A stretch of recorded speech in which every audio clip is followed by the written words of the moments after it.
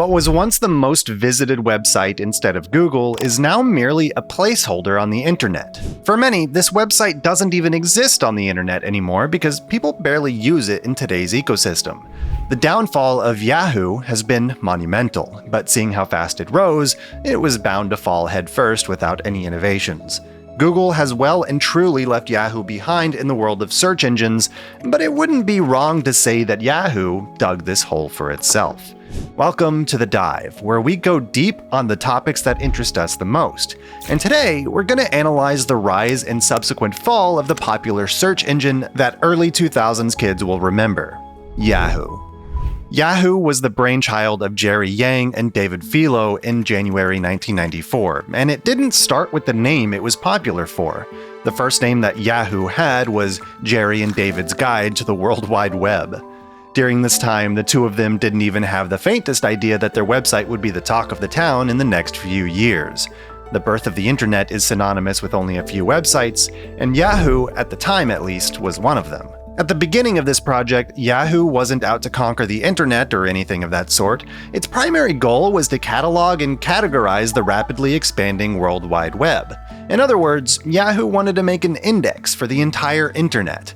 This was a time when there was no concept of search engines. What made things easy for web surfers during that time was these website directories that made it easier for users to navigate the web. Of course, everyone else was just imitators because only Yahoo was the real deal. For all the chaos on the internet, Yahoo was mopping it up and separating it into different websites. This directory-based approach taken by the company allowed internet users to explore the World Wide Web as per topics. So, what benefit did this bring? Well, there was now a proper structure in place that allowed users to find the information that they wanted and needed. This intuitive way had never been done before, and that's one of the biggest reasons why users were so satisfied with Yahoo. In the late 90s, Yahoo went a step further and stopped becoming just a directory. It became a multi-purpose platform that provided a plethora of services. Such an idea back then was ingenious. Think of today's services by Apple, such as iTunes, Apple TV, and Apple Pay. However, for Yahoo, the start wasn't as flashy as Apple, but it was fruitful. Yahoo introduced Yahoo Mail, Yahoo News, and Yahoo Messenger. The last of these three is probably a bit of a nostalgia bomb for anybody who was born in the 80s or the 90s, but what these services did is that they created a one-stop shop for internet users. Users would come onto the Yahoo portal and spend hours reading news, sending and receiving emails, and chatting with friends and family on Yahoo Messenger. Yahoo was the prized chicken that gave golden eggs one after the other. It couldn't do anything wrong at this point. By the early 2000s, Yahoo was one of the most visited websites in the world. Its market cap was through the roof. It wasn't just an internet-related company now, it was the internet. And this was the time when its downfall had seemingly begun. But after all that success, why? Why couldn't Yahoo sustain itself? For a company that was as big as Yahoo was back in the day, there isn't just one reason that contributed to its downfall. For every downfall, the downward spiral effect begins with a bad move.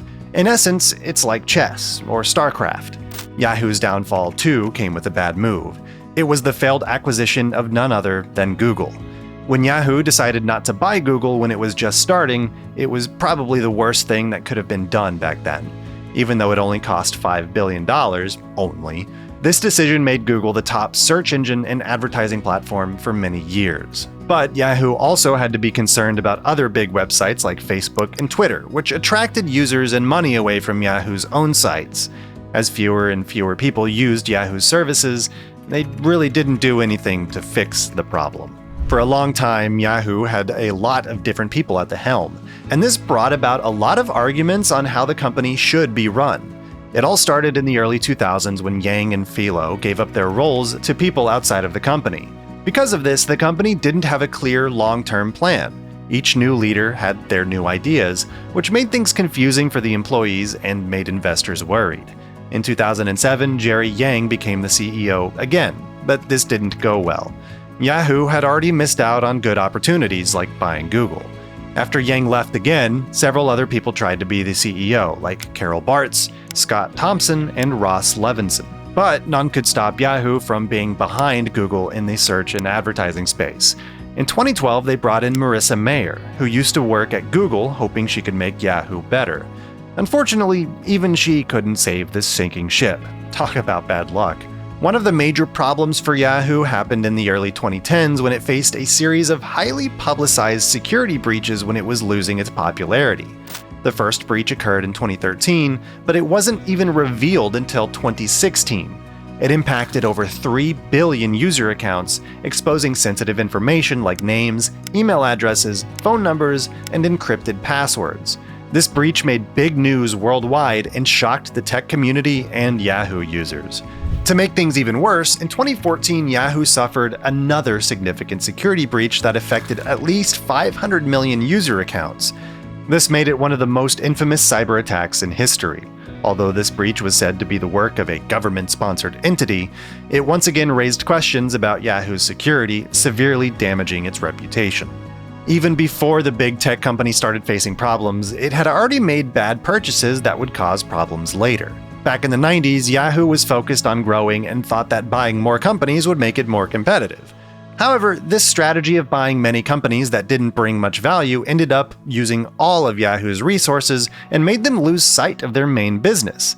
Some purchases, like Broadcast.com in 1999, became unimportant as technology changed, costing Yahoo a lot of money. Yahoo's most famous bad purchase was when they bought Tumblr for a huge $1.1 billion. They hoped to use Tumblr's young fan base, but had difficulty making money from it and couldn't keep users interested.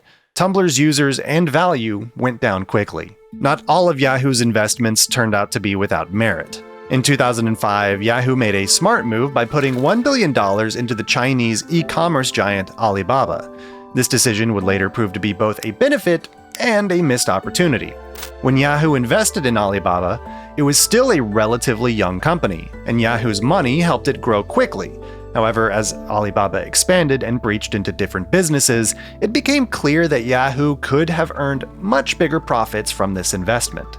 The critical moment came in 2014 when Alibaba went public with a record-breaking IPO, or initial public offering, on the New York Stock Exchange.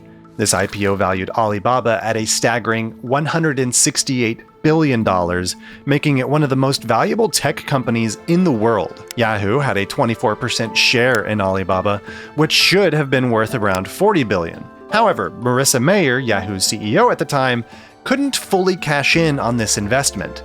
Faced with potential taxes on the sale of its Alibaba stake, Mayer decided to sell a significant portion of the shares, effectively leaving billions of dollars on the table. So where is Yahoo today? In 2017, Verizon Communications bought the main internet business of the former tech giant for around $4.48 billion. This deal included Yahoo's email, search, and advertising technology, and it was a part of Verizon's plan to strengthen its digital advertising and media holdings. Yahoo's remaining assets, especially its significant stake in Alibaba Group and a few other investments, were given a new name: Altaba Incorporated. This company's main goal was to make money from these holdings.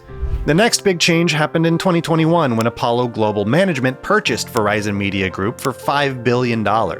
This move marked another shift and a new name for the company, bringing back the iconic Yahoo name.